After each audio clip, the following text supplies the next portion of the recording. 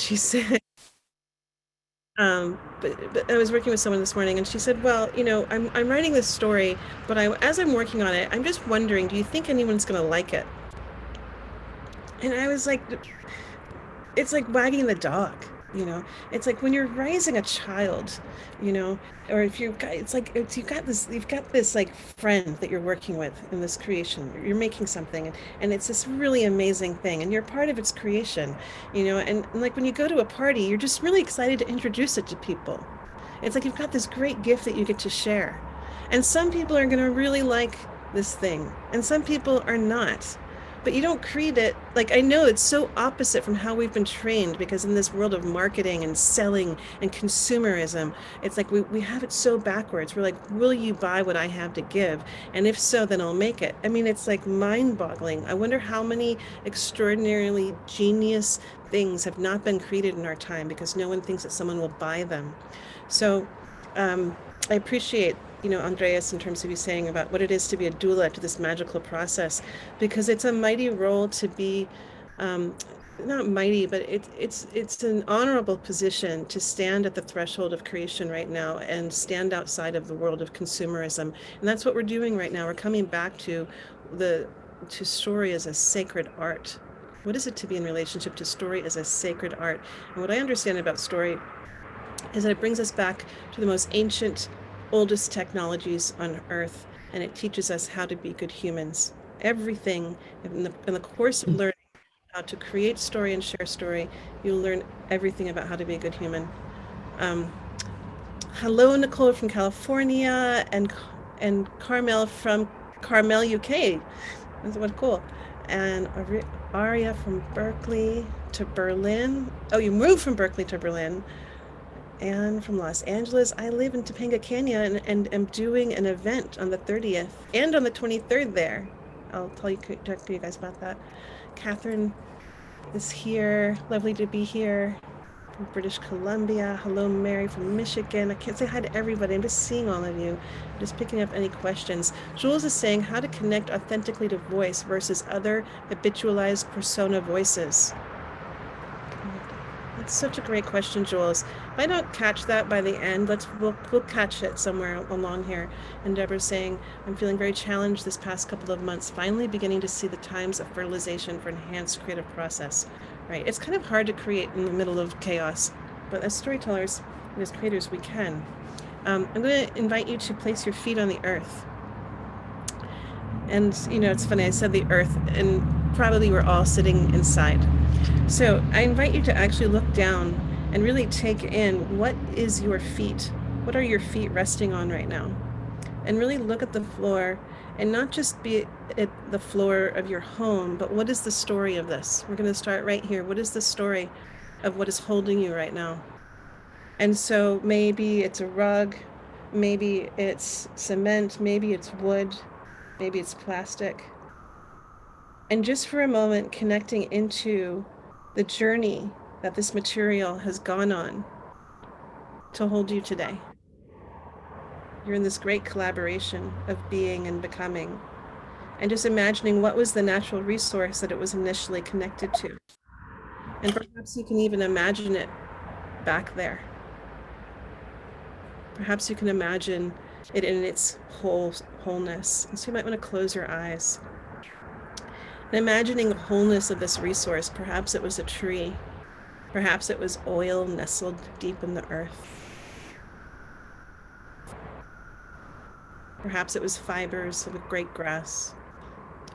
And just giving yourself a moment to really feel the bottom of your feet and feeling connected to the wholeness and the whole story of what is holding you right now. This is one of the great gifts that we get as storytellers. We never look at anything as just one dimensional. We have this great capacity to see through time, to see through history, to see that each moment is one moment part of a much larger and greater story. It's almost the ticket to freedom in these strange times. And so I invite you to take in a nice deep breath and to find your way into alignment because we're checking in with our bodies. This is the vessel for which story comes through. And so just notice, are you leaning forward? Are you leaning back? It's probably how you meet the world. And we're not judging it. We're not judges as storytellers. We're witnesses. We're making meaning, we're exploring. So just noticing now, you might want to imagine that there's a little string at the top of your head and just gently lifts you up.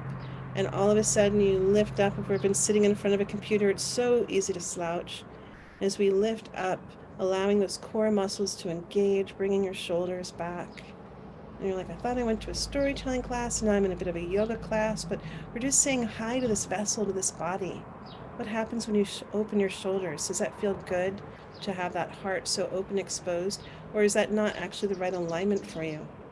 And so this next moment, I'm going to invite you to come into what is the right alignment for your body to be in, because that's where we honestly start. You understanding your vessel, your instrument, how it works, what feels good. And breathing into the bottom of your belly. And as you breathe in, just having a moment to, you might even want to place a hand on your gut and listen to this gut. This is your second brain in your body. And have a moment to touch into your intuition and just say, what do you need to get from this next hour? And it's kind of it just comes just like that. And you might want to take your next hand and place it on your heart. And just attune to your heart for a moment. What does your heart asking for right now?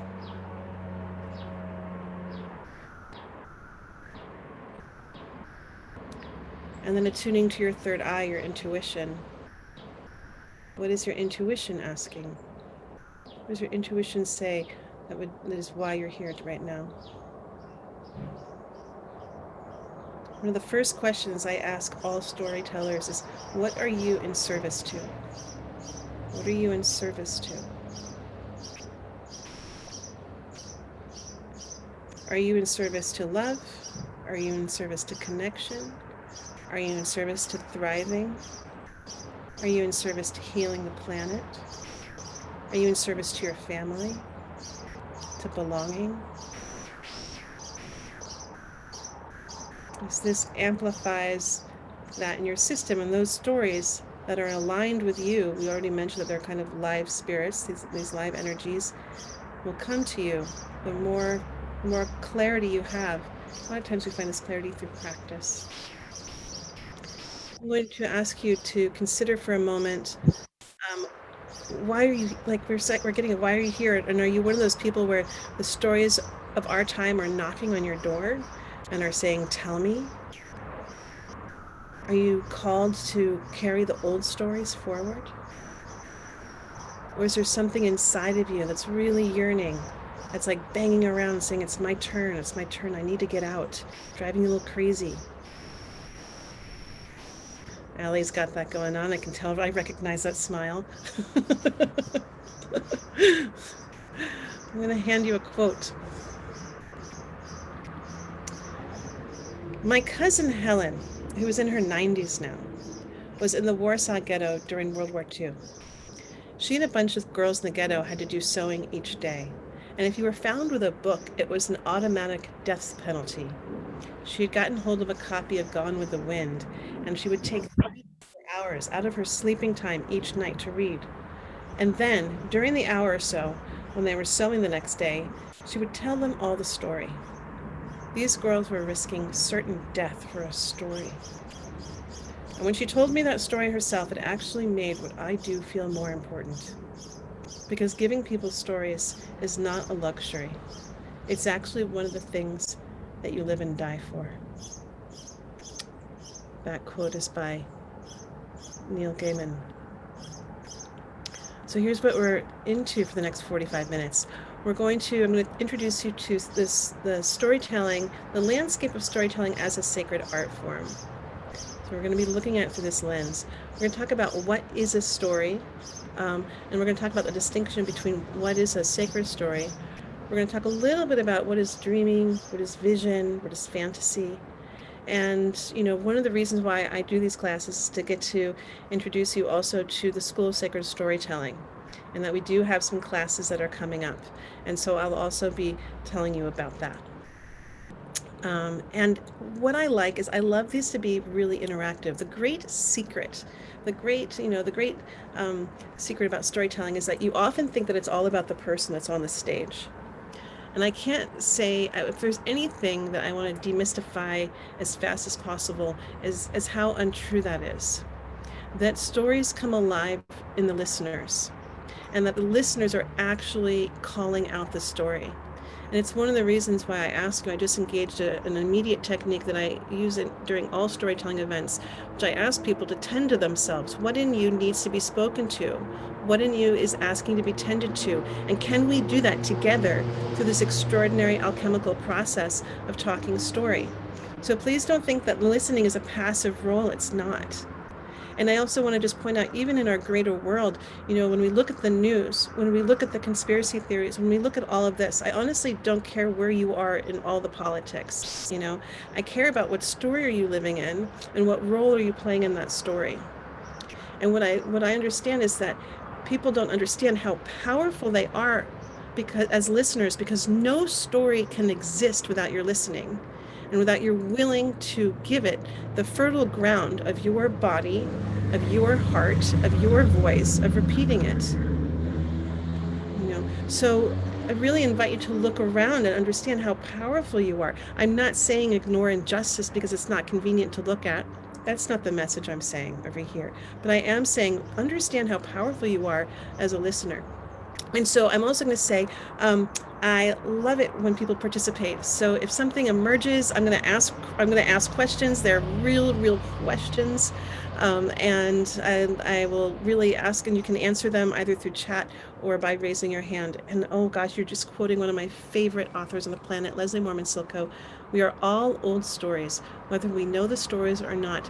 The old stories know about us. Thank you, Ira. I love that quote. That is such a potent quote, and it's like, and if you don't know the old stories, and you don't know the story, here's another great myth that we don't ever say. Whenever we say in the beginning, if we really want to be honest, we would say in the beginning, before the beginning, there was an ending. If you don't know what ended, you don't honestly know the roots from which you come from, and you could end up repeating the same story over and over again. So when we look at our world right now, there's this great movement to understand our genealogy. Where are we coming from? And I would beg to say that is the human intelligence saying, wow, we don't want to keep repeating the same things. We want to make sure that we actually keep track of where we are in this great big story.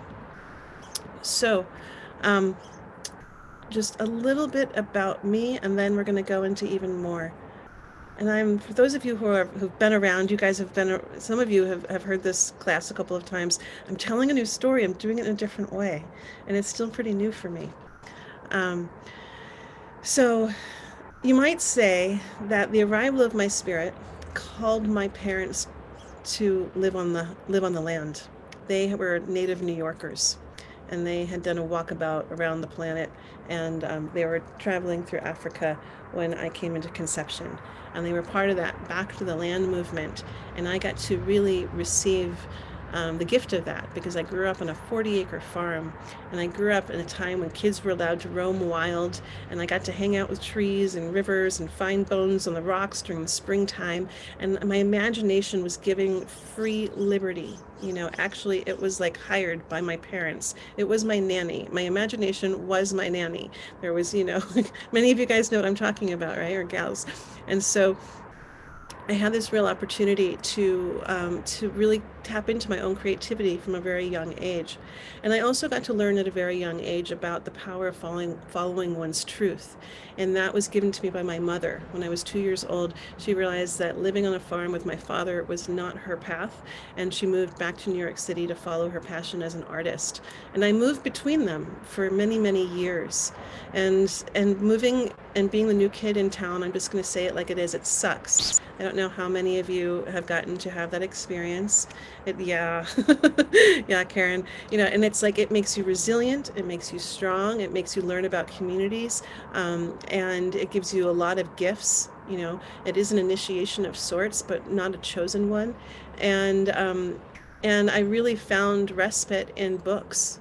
They really rescued me. These stories were the place where I got to escape from the pain of living in a young divorced family, of the pain of being the new kid in town. And I got to go like really enter into other worlds where I got to learn so much about what it was to be human. I always say that John Steinbeck was my other father. I learned so much about the world through his eyes. And I spent much of my youth traveling, and getting to discover what I was. And I was very, very lucky because my parents did notice the talents that were showing up in me as a writer and in theater. And so I went into a school of performing arts at a very young age and was recognized by a director in town and was invited into a professional theater group. And with him, I got to study with absolute masters of the craft, including Eric Morris, who's based in LA. And then when it was time for me to go off to college, I, I really wanted just to go study acting. And my parents said, look, don't waste your time and our money going to some expensive college to study acting. Just go get yourself into a really good acting school, and then we'll support you. And so I did. Got into Neighborhood Playhouse in New York City, and I studied with Sandy Meisner, and I worked off Broadway, and I did summer stock. And there was something that was happening in that world. It's like you go into the theater, and there's this like magic. I could feel that there was like some energy that was created and built in that space, and I really wanted to understand how to harness it. And I was kind of obsessed with like, how do you harness this for social good? Like, where it's like money. I don't know how to explain it. There was just something I could sense that had so much value that was there. And every time you'd walk out the door, it would just like walk out the door. And I was very obsessed at a very young age about how to harness that energy. I had a very pivotal conversation. It was a very short conversation with David Baugh. And if you don't know that name, it's not a surprise, but he was a very, very famous civil rights lawyer based in Richmond, Virginia. And he worked for the ACLU. He was a very tall, stout black man, and he represented the KKK on a freedom of speech case. And he was someone I deeply respected. He was someone who was just so committed to the work in the world that he would do something that looked so absurd. And when he heard about, what I was going to go do in the world in terms of studying the arts, he looked at me and he was like, it's not enough. And that haunted me. That haunted me for such a long time. And it was one of those words that just like took root and stayed in me, for better or for worse. I left the world of New York City. I was like, wow, I am so not interested in this world that to me at that time looked like it was like like a highway of rejection, and like in a path of freedom to get to do what you want. And I just knew there was some wisdom in my youth that knew that there was a better path for me, and that the stage is a very powerful place, and that when it's your turn to take the stage, I knew that I wanted to have something to say. I knew that I wanted to have something worthy to give. And I knew that I didn't want to spend my life speaking other people's words. So I ended up going through alternative education. I got a degree in experiential education through performance and wilderness leadership. And again, I got to return to the wilderness, like my real first love, and really committed myself again to the environment and protecting it. And I ended up at this pivotal moment in my life, and it's a pivotal one about, it was the time to get the master's degree. And what I really wanted was to go to Yale for playwriting. And what my boyfriend really wanted was a really safe path. And he's like, Leah, if you go get a degree in playwriting from Yale, you are going to end up in such a tiny world and in poverty for the rest of your life. But you really have this talent of working with kids. Allie's heard all of this. And like, but if you go get a master's in social work, you're kind of good with the kids. You can get a job anywhere. And nobody had told me how valuable fear is. Nobody had told me that fear can be your like number one ally. And if you turn and face the fear, it's going to make you stronger than you could have ever known. And I didn't know that. And so when this fear that my boyfriend at the time spoke out loud came to me, it resonated so strongly, and I was so afraid that that might happen, what he said, that I would get pigeonholed and never ever get a job and live in a life of poverty, that I didn't follow the fear. I ran away from the fear and towards a master's degree in social work. There's a long story about what happened there, and what I would say was two of the most miserable years of my life.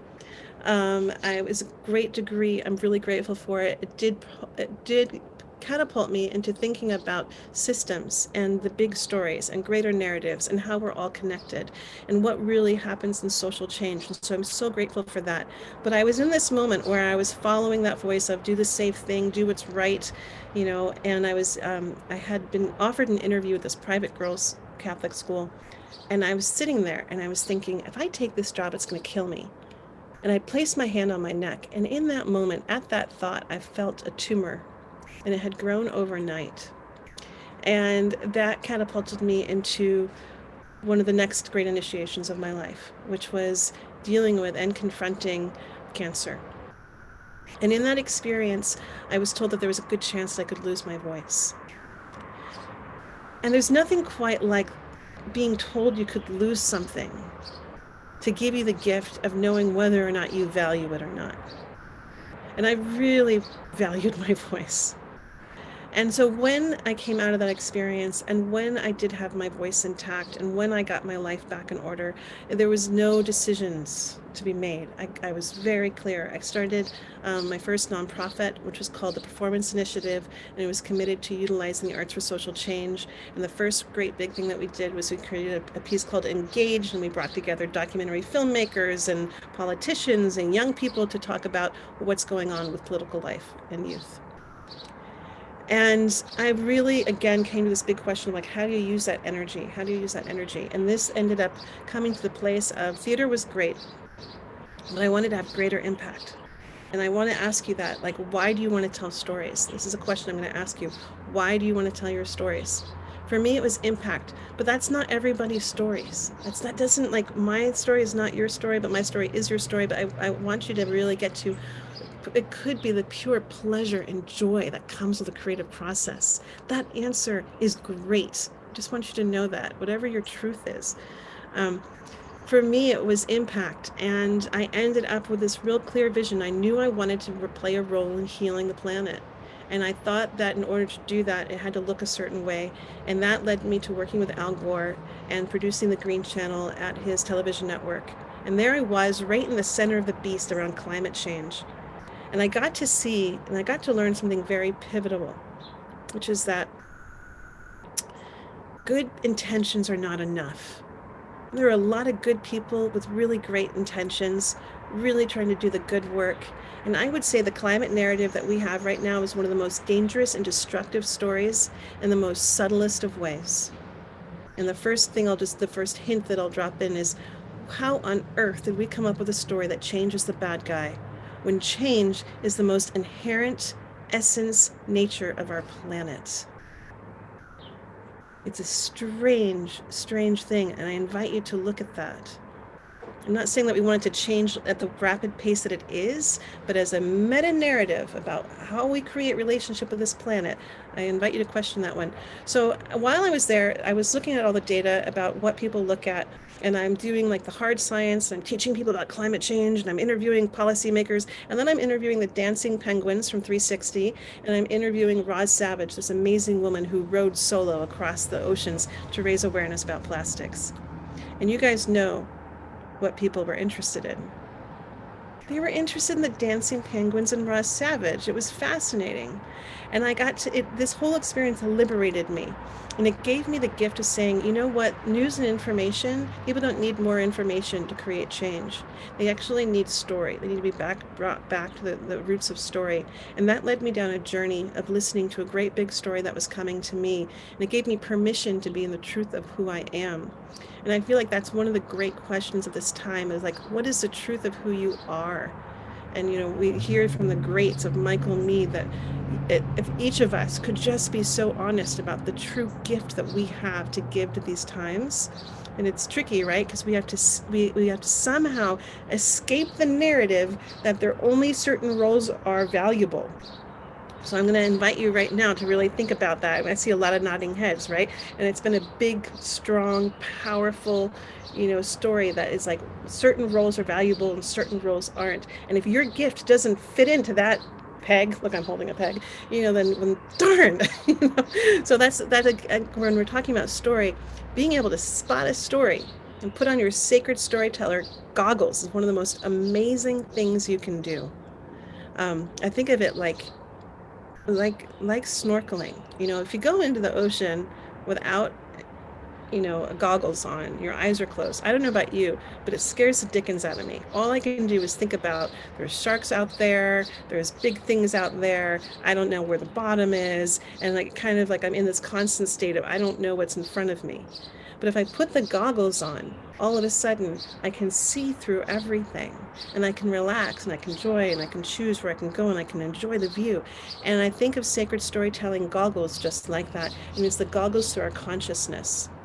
And you get to put them on, and you get to see through all the stories that we're in, and then you get to choose which ones you want to swim towards, and which ones you're going to be like, that's a great entertaining story, not for me, thank you very much. So one of the great gifts that was given to me was that when I was in graduate school was by one of my teachers, and she told me this story about this man and these two men. They're in a canoe, and as they're going down, they're flowing down the river, there are these babies. The baby pops up in the water, and the guy grabs the baby and he brings it into his canoe. And they look over, and there's another baby going down the river, and they're like, oh my God. And he goes and he gets out that baby, and then another one, and another one. And finally, one guy gets out of the canoe and he starts walking upriver. The other guy in the canoe with all the babies is like, wait, we got to get all these babies out of the water. The other guy who's walking upriver is like, no, I got to get to the source of the problem. And I feel like, to me, when you really understand story, that is what we're doing right now.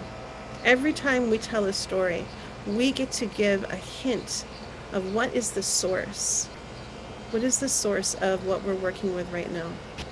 So, long story short, I opened a school for sacred storytelling, and really focusing on bringing in and being in relationship with the sacred and the divine.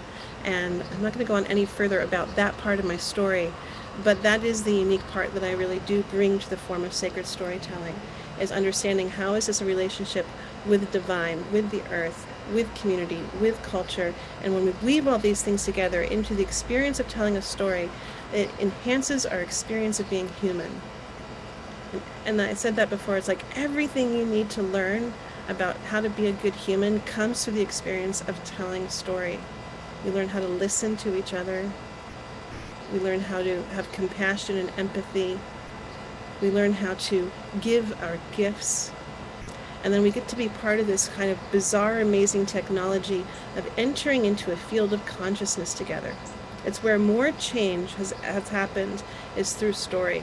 And I can talk more about that later, but let's kind of go back to some of the basics. The Hawaiians believe that words are so powerful that they can raise enough energy to slow the world or to set it into motion. I love that. So if you ever go and watch hula, you will see an embodied prayer with people who understand how powerful the language is and that it can call the clouds. Sicilians believe that words poke holes in the universe. I think of that every time my temperature gets a little bit hot when I'm talking to somebody, and realizing words can never be taken back. There's also a term in physics that speaks to that. Once a word has been spoken in a place, it stays there forever. I love that idea. I like it when I go to truck stops. How much beauty can you speak into the world of the truck stops that it lives there forever? Australians say that the stories from the past need to be sung to the present so that the future can exist.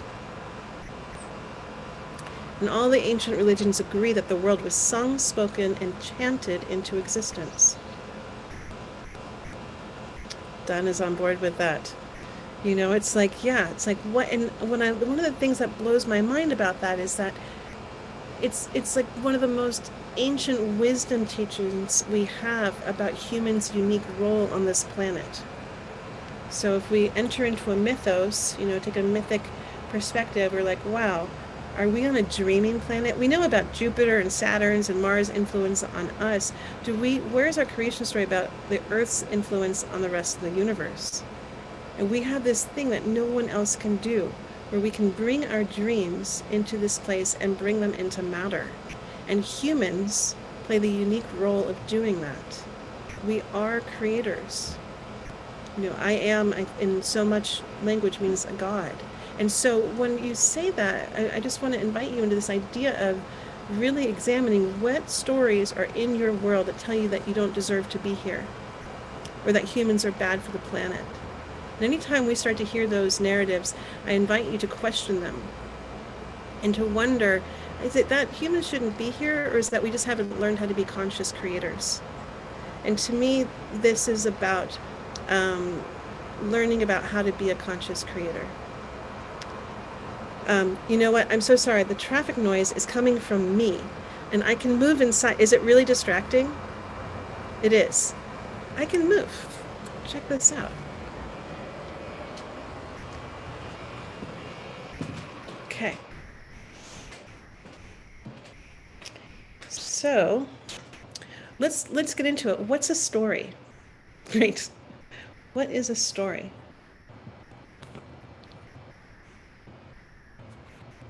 And you can write this into the chat box, or you can raise your hand. Because my moving inside. Yes, stories they do have movement.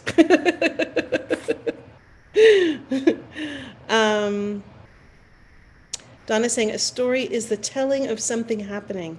Right. There's a beginning, there's a middle, there's an end. Specifically, something happened. I actually have a very dear friend in my life, and he loves to give me lots of information. Sorry, I'm looking for a little place to rest this so we can get a little bit of a. Give me one moment, just so I can position myself so that I'm not standing on things. He likes to tell me details. He's really into the information. He'll tell me everything about the day, every single piece of information. And I'm a storyteller, so I want to know why you're telling me. So it's not just that you're conveying information, you're sharing something because there's a reason. We're meaning makers, okay? So we're living in a time of facts and information, and oftentimes we value data and information more than we can before we get to the meaning of it. So one of the ways that we can see this in our everyday world is that oftentimes we think that data is the story. No, data plays a role in the story. We're bringing the meaning. So you can really understand that when you look at, if you're ever in a room where people are giving lots of data, the whole energy in the room sinks down. And it's because humans aren't designed to metabolize information. We metabolize story. Janet says that story has conflict. Yes. And one of the great ways, like you're finding me, I'm trying to turn on lights here. Hold on. It's a changing story. Okay, so stories do have conflict, and I would look at the distinction between conflict and drama. So I would say that we are a drama-addicted society, and we're being fed a lot of drama. And so, and a lot of the stories on TV and in movies have a lot of drama. Conflict is productive. Conflict creates change. Okay, so when we see major social change happen, we've seen it, like there's a lot of conflict. But, and so in a storyteller, they're always going to tell you have to have conflict. And I'm going to invite you to be on the lookout for what is productive conflict. What has changed through that conflict? What has grown? What has evolved through that conflict? Otherwise, yes, we do need the drama because we're entertained by it. We get a little serotonin hit out of it. Andreas is saying the universe is made of stories. More stories than atoms. I like this. Tegan is saying story is a living experience that plants seeds in us, or waters seeds in us that need water or shines light onto those seeds. Yes, I always think of us that the storyteller is planting seeds, and the listeners are the garden, and they are tending those seeds. It's a great responsibility. Catherine is saying the Tali end of the experience tail end.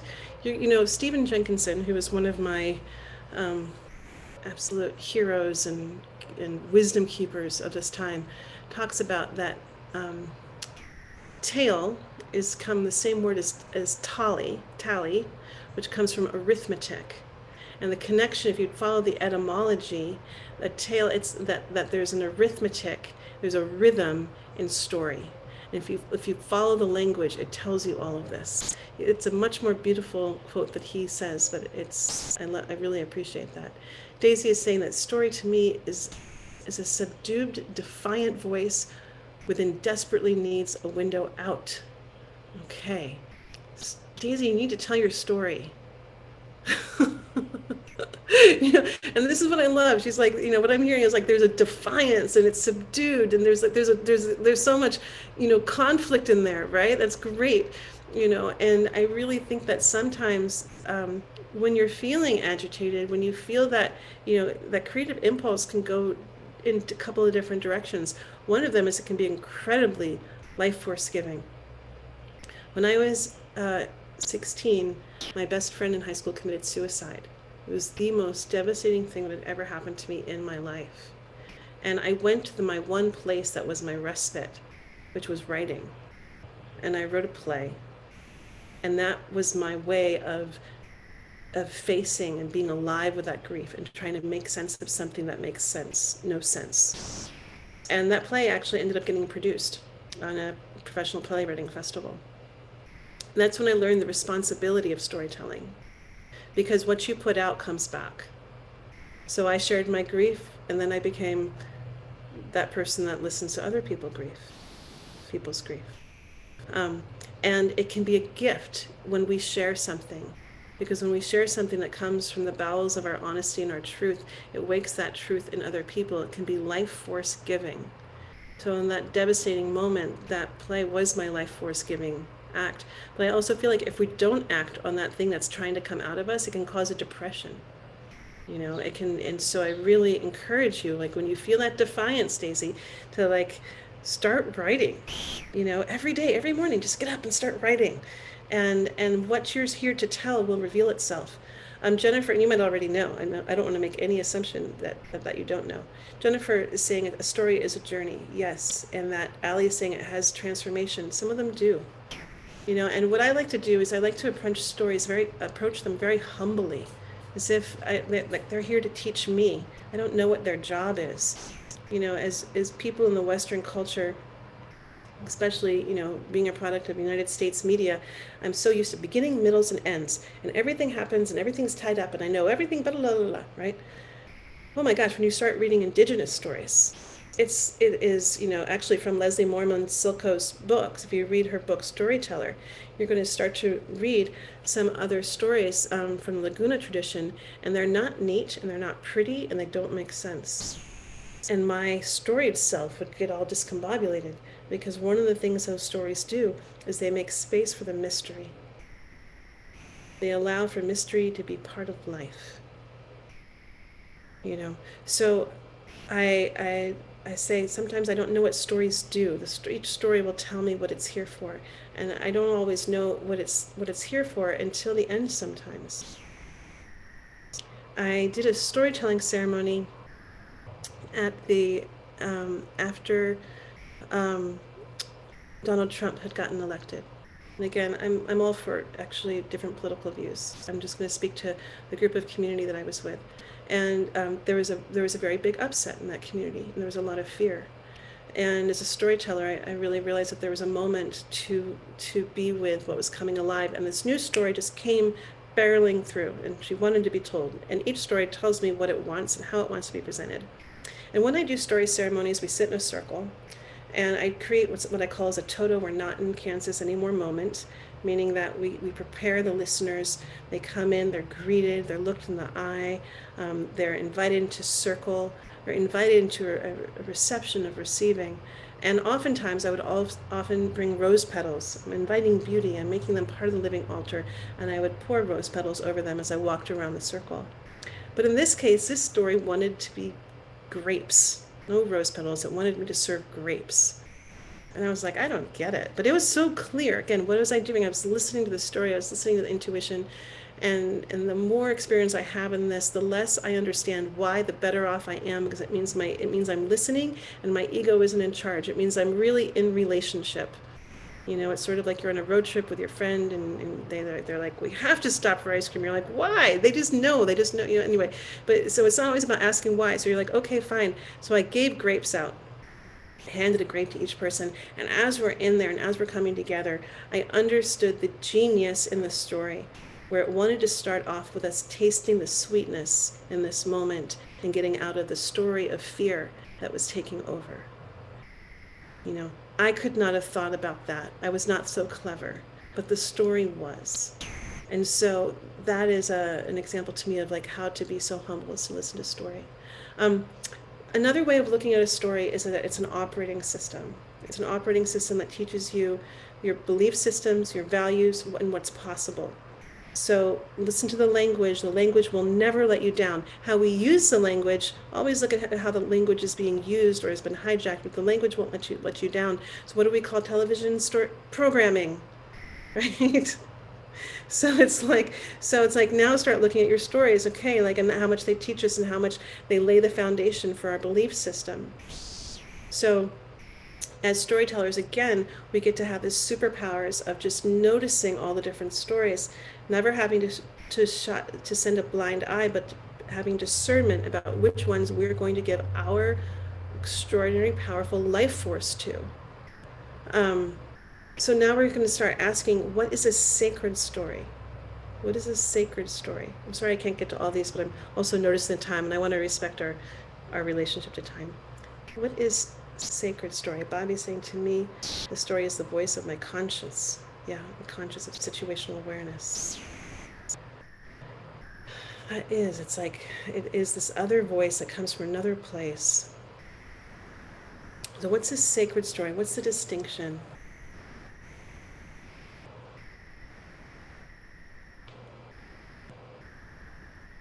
Sacred story tells something holy. Yes. Hello, Donna. How about let's be obvious. Okay, I love that. What else? What other defines a sacred story?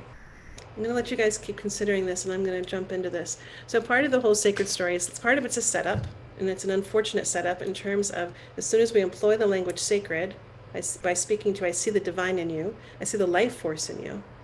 You know, that's what we're saying. I see the life in you, and I honor it. You know, if I call this lampshade, you can't see it, but if I call this lampshade sacred, well, then am I inherently calling the one next to it not sacred? You know, so hopefully we're going to work that language out of a job, and we're not going to need it because we will come back to a time of seeing and respecting and honoring the life in all things. But right now we really need to use this language to bring us back into this practice. So when I call a story a sacred story, I'm saying I see the life force in you that we've been talking about the whole time. I honor that there's a soul and there's a spirit in you, and I honor the collaboration, and I come into a place of respect where I will listen to you. I always think of the creation time as a very pure time of just listening to what that is. And then the editing time is when we start coming into collaboration. I once had a lunch with Paul Hawken, who, if you know Paul, he's an absolute visionary in many different fields. And he'd written many books, and I was looking for advice. And I said, Paul, you know, I'm so humble. You know, the story just came to me. And Paul is not humble. And he was like, fuck that. He's like, I'm the one that gets my butt in the chair and wrote and wrote and wrote until it was done. You know, and there is an absolute truth to both of those things. There is the being of the vessel, you know, and then the distinction between writers and published writers is that the published writer is the one that can have the discipline and the structure and the practice of writing and rewriting, or storytellers telling and practicing until it's ready to be received and handed off as a gift so it can walk in the world on its own. There's no great big secret on that part. So sacred stories, right, it has this life that we come into collaboration with. There's truths held within a culture, says Janet. And Jennifer's saying a story that creates or calls something into being, right? So it's like we call into this. And one of my favorite things when we say, what are you in service to as a storyteller? You know, if you're in service to peace on earth, then as a storyteller, you're going to hold peace in you. And it is going to come through the songs that you sing. It's going to come through the silence between the words is going to come through the resonance of your voice, and you never have to say the word, because there's something that's transmitted in the pure intention of its being there. Daisy's saying it's a connection that connects with the self in the places of oneness. Yes, through the heart of wisdom. Yes. So, okay, I want to talk about one other thing before we complete. And I know that there was a question about how do we deal with all the different voices. But then there's this other thing that's there, which is what's the difference between, hi, it was too loud outside. I figured. What's the difference between a dream, a vision, and a fantasy? What's the difference between a dream, a vision, and a fantasy? Another way of coming to this wondering, and we're wondering, there's no right answer. But another way of asking is, where does a dream live inside your body? Where does a dream live inside your body? Where does a fantasy live?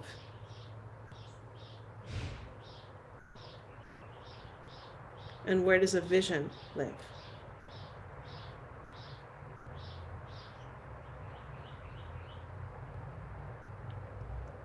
And feel free to pop these into the chat box.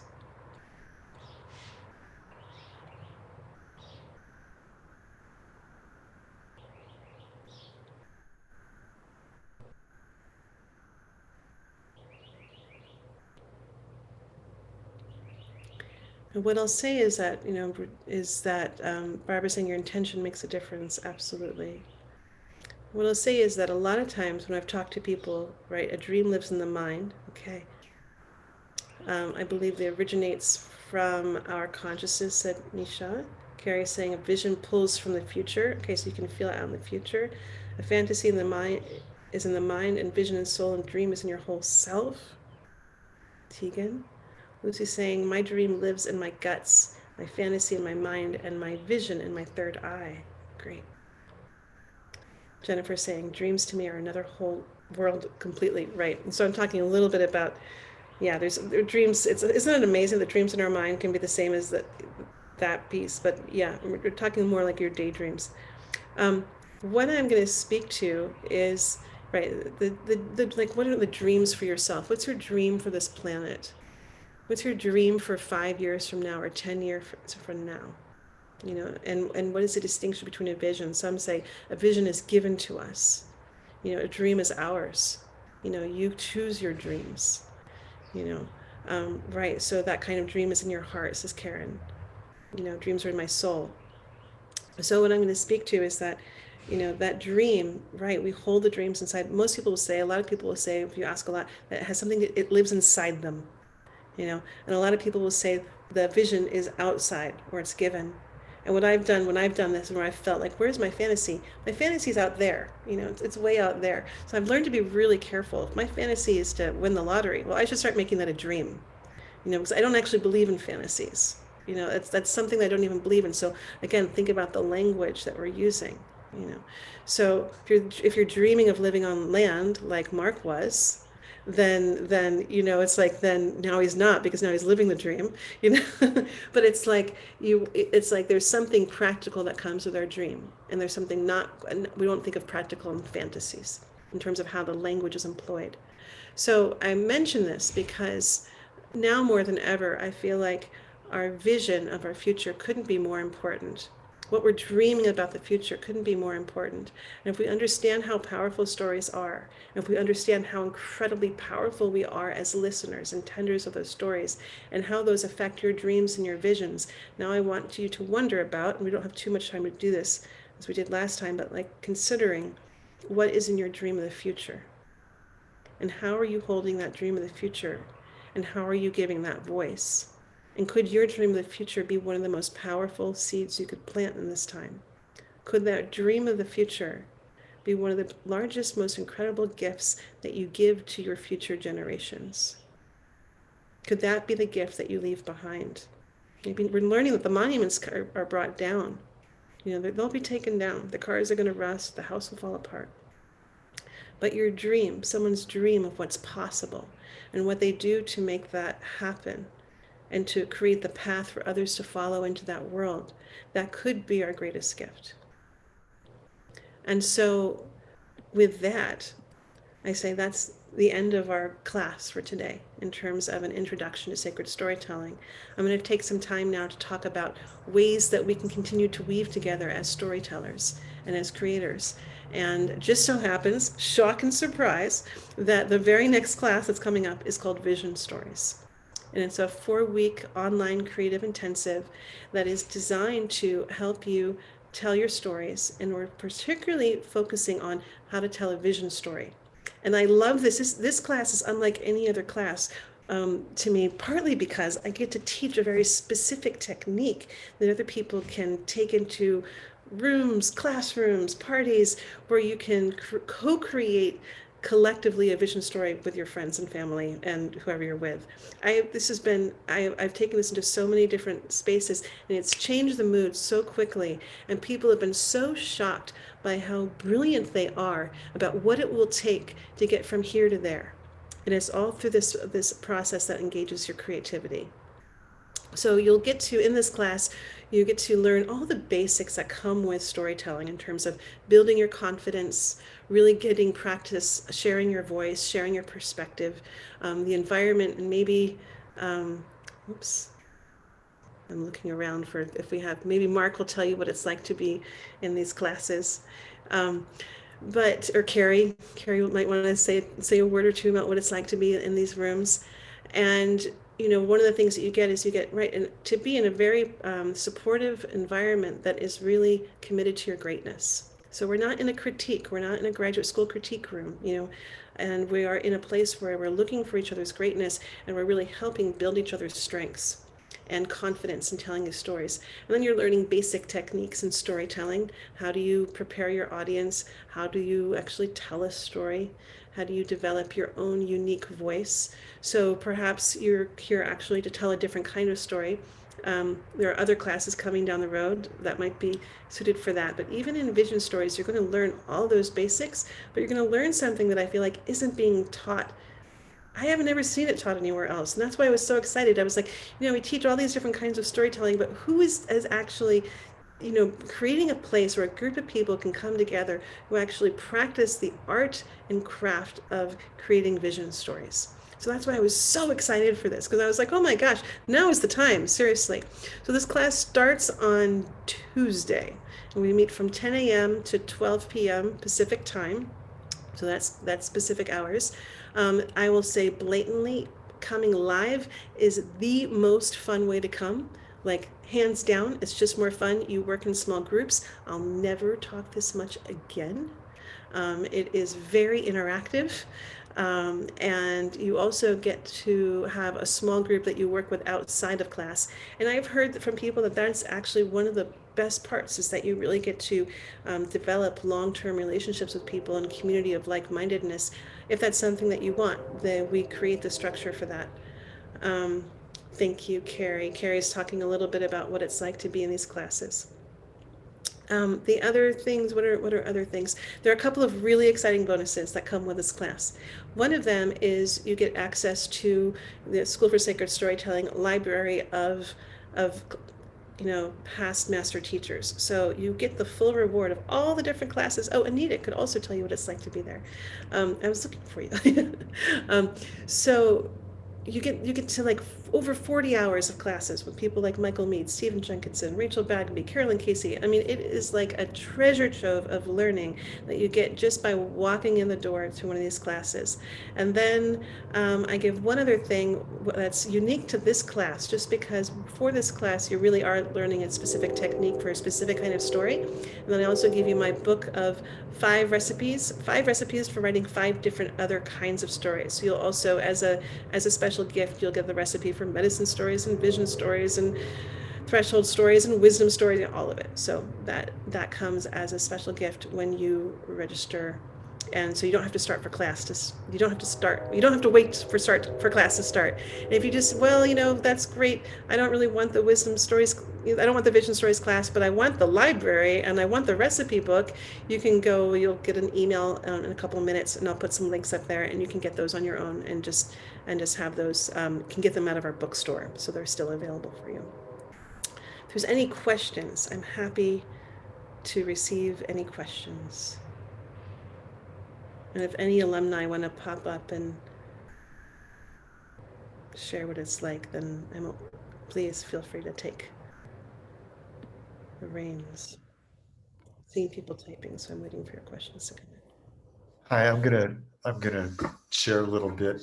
Um, Leah found me a number of years ago, just at the right time, magically, and I'd been living a story, and it was challenged to find its way out. And through the work that we did, which was not easy at times, and you're a tough cookie sometimes, and it really enabled me to find a voice. And we attempted to, with Katie, to have a live session right at the beginning of COVID, and there were too many things going on, and so we stepped back from that. But I have to say that since then, I've found the courage, and I've been asked for the stories, which is another magical thing to have happened. And I've been sharing my stories, not maybe the way that you might think, but it's been a marvelous adventure, and I wouldn't be here if it wasn't for Leah. So I just want to say thank you and share my gratitude for that. Thank you, Mark. Mark is an amazing visual artist as well as storyteller, and what I so appreciate about that is, like, sometimes we walk through the door, we hear the calling. I always feel like callings, they come in another language, and we have to learn the language from which they come from, and sometimes we could just follow the scent, or we follow the sound, and it brings us to the door, and then something else wants to emerge, but we got to where we needed to go to. And so I love that your stories are coming out in other ways. Jules is saying, how does one bring the authentic voice over the habitualized ones? You brought that question back. Well done. I put the link for Vision Stories right up there. Jules, I'm just gonna put in a couple more links, and then I'm gonna come back and I'm gonna ask this great question, because I actually have a couple of techniques for this that might be right up your alley. The other thing I'm just going to tell you about, if you're really wanting to enter into the world of storytelling, there are, the prompts and recipes that I just told you about, and you can find a whole world of studying on your own. Now, look, I'm going to be really honest with you. A lot of people are like, Leah, how about you create all these classes where people learn on their own? And when I look at where does real change happen, maybe it's because I'm not seeing those people studying on their own, and I'm just going off of my own experience, where I find it much harder to, like, follow along by myself without interaction. I feel like it's like, what is storytelling giving us? But it's you get to be there, and then you're witnessed, and then the witness tells you what they saw, and now there's like a transmission happening, and now growth can happen, and learning and change and growth, and it's fun. It's fun. That's just it. So I say, come to class, and it's fun, but maybe it's just not going to work for your schedule. I've had people from Australia who wake up at 4 a.m. to come to class with us, but I've also known other people that it's way too late, so they will watch the videos on their own time, and then they get to meet with their small groups together and live, and so that does work for them. But if you're one of those people who's not like me and actually loves to study by yourself, I have a couple of offerings, which there's ebooks in there where you can get story prompts. And there's a really, really fun story prompt where I created this video when I was in Maui, because it was so inspiring to me. It was so beautiful. My muse is so well fed there that I created these things. It's called 33 Creative Prompts to Heal the World. And every day you get a prompt mailed to you in your email. And so what this is designed to do is to help you with your practice, to get really consistent. And so for 33 days, you get a video and a prompt and a quote, and it's there just to nourish you and inspire you, and to get you into the practice of doing that. Okay, the other thing I would just, so I put that's all in the bookstore. So if you go in the bookstore, you can find those recipe books, you can find the library, and then you can also find a little, if you want to work with your love medicine, if you have issues around love. I think we all have issues around love. I think there's human beings, there's just love is part of what we get to work with. And there's a couple of ways that you can really work with story as a tool for healing, and a specific technique that I've created on how to take a story that you're working with, put it in the mythic dimension, bring it back, and working with symbols and archetypes and all of that. The last thing I'll tell you about is Hours of the Wolf.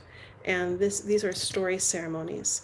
And Mark, who lives in Southern California, right after I moved there, was there, and he actually got to come to one of these.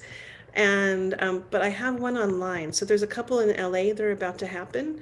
And you can see that on my website, I'm pretty sure. But if you want to come to our monthly Soul Story Council, this is a way of being in relationship to um, the an ancient form of storytelling is a divination process. And we come together and you receive a story, and then together we talk back to the story, and you get to explore how the symbols, how the metaphors, how the myth is being lived through you. And again, it's interactive and it's fun, and I love it. It's really fun getting to do what you love. And storytelling's so fun. So I feel like the more of us that are out there in the world doing it, the better off the world is. I really believe that in the bottom of my heart. The last thing that I'll just mention is that I have something called the Creators Room, which is over on Patreon. So if you're like, I'm not interested in classes, but I'm interested in being in touch, and I want to be the first person that gets to hear your interview with that Indigenous elder. I do an interview, a speaker series called Ancient Voices in a Modern World. And so if you want to be part of a community that brings sacred storytelling into the world, then you can join me on Patreon, and that's one thing. Or if you're just like, wow, this is a great class, thanks. You can always also make a donation. And there's going to be an email that goes to you after this, the replay, and it has all the options and all that. I'm going to get to Jules' question. Is there anything about that? And then I'm going to take any other questions that are here.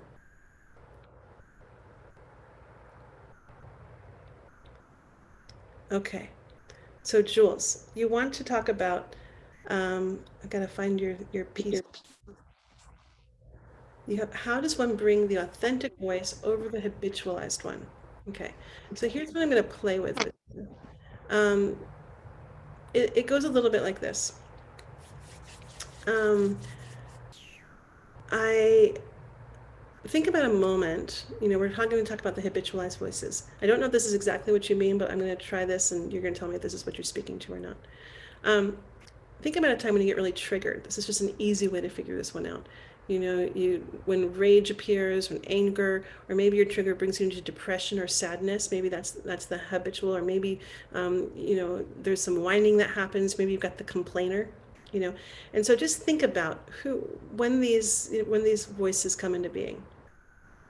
And what I like to do with them is I like to give them, what we're engaging is we're putting on our sacred storyteller goggles, where we can see through all the things and we can see things for what they are. So now we're just going to be in relationship, not that they're us, that it's all me, but that they're these energies that flow through this amazing vehicle of my body. And some of them are very influenced by the planets. I'm an Aries, so I've got fire, right? And so we can go into all these different ways. And so now we're looking at, let's take Wicked Whiny Wendy. I have a Wicked Whiny Wendy. She just whines. She complains about everything. Oh, and like, it's so not who I want to be, right? Like, it doesn't feel good when she comes to town. She doesn't encourage laughter or play, So if I, remember when I was with my boyfriend at the time, we could name her, and I'd be like, well, Wicked Whiny Wendy has to say this. And then it became funny. It became fun. I was still speaking the truth of what was happening, but I could also find the part of me that doesn't want to speak in that way. Is there another way to speak to something that I'm seeing? I also have one, this one isn't as nice. I call her Annie Asshole Oakley. Annie Asshole Oakley burns bridges. When she comes to town, the pistons are out. She comes with like, she's a blazon, you know, she doesn't care about your feelings, she doesn't care about anything. The only thing she cares about is actually me. And when any asshole Oakley shows up, it's because somebody has tripped some safety wire around boundaries. Okay, where she feels like I'm not being considered, she feels like I'm not being taken care of, she feels like she's got to come out and protect me. The last thing in the world I want is for that persona to come out, which means that I have to take care of my boundaries. If I'm doing my job of taking care of my boundaries, you know, then she doesn't come out to play, you know. So so this is one way of just thinking about what are all the different energies that flow through us and how are they here in service of us. So it's not that she's the bad guy. I mean, she's got no manners, but you know, she's here in service of something. And I think that's one of the most fun ways as storytellers, right? It totally is liberating. I'm telling you, being a sacred storyteller is the keys to freedom. It's the keys to sovereignty and liberation, because you can start looking at things as being whole. And that's what being a storyteller does, is it brings the wholeness to the story. We can hear all the different voices and we can see what are they in service to. And we can also see what are they not serving, you know? Annie's no fun because she really can burn some bridges. You know, I don't really want her to come ever. But she's got a purpose, and when she emerges, there's a warning. And so how can we listen to these parts of ourselves that are saying warning, warning? And when we start to notice them, then we get to actually be in response to the warning rather than have the full blown response. Did that answer your question? Or was I so far off, Jules? Great. The authentic voice is the one that can speak about the parts. Yes. You know, I mean, I think another way, Jules, you can think about your authentic voice is so oftentimes there's resonance. If there's resonance, if people can hear you, if you're getting an inner nod inside your body. You know, I don't know about you, but like as a storyteller, I'm always listening, listening, listening. And I'll even listen to my own words. I'll describe something and something in my body will be at rest, or it'll be like, that's a lie. That's not true. Not that I'm lying, but I'm not getting to the essence of what I'm trying to say, you know, and the body will oftentimes speak to that. And I feel like I don't know if I'm speaking exactly to the authentic voice, but maybe the authentic expression of you. Okay, if there aren't any more questions, I'm gonna leave you with a quote. Okay, this quote is by Robert Bly. It's a little bit long, but it feels so right for right now. It's called Bad People. A man told me once that all the bad people were needed. Maybe not all, but your fingernails you need. They are really claws, and we know claws. The sharks, what about them? Oh, they make other fish swim faster. And the hard-faced men in black coats who chase you for hours in dreams, that's the only way to get you to the shore. And sometimes those hard women who abandon you to get you to say you. A lazy part of us is like a tumbleweed. It doesn't move on its own. Sometimes it takes a lot of depression to get tumbleweeds moving. And then they blow across the 3 or 4 states. This man told me that things work together. Bad handwriting sometimes leads to new ideas. And a careless God who refuses to let people eat from the tree of knowledge can lead to books and eventually to us. We write poems with lies in them, but they help a little.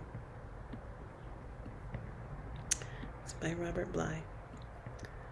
All right, I invite you to take yourselves off mute and say farewell.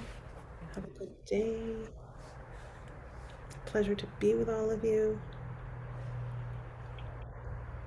Thank you, Leah. That was fantastic. You're welcome. Allie, I so appreciate your active listening. I felt you all along the way. Thank you. I'll see you soon, Carrie, right? Yeah. Great. Great, great. Thank you, Leah. Have a wonderful summer. Thank you. You too, Anita. Thank Oh, you. and This is wonderful. Oh, good. So glad. Thank you, Leah. Something has been moved inside me, and I don't exactly know what it is. Well, Thank you. Thank you. Thank you. Thank you. That was very helpful. Wonderful. Wonderful, wonderful. Thank you, Beautiful Tegan. experience.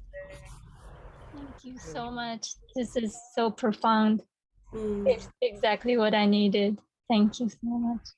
you're welcome. You're welcome. You're welcome.